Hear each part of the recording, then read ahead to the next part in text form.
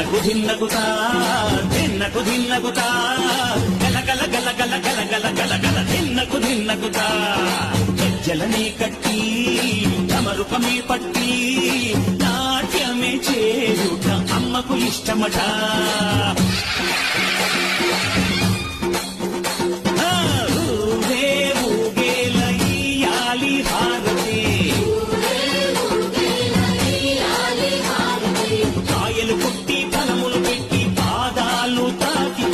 అడిగిన వరములు ఇచ్చును తల్లే.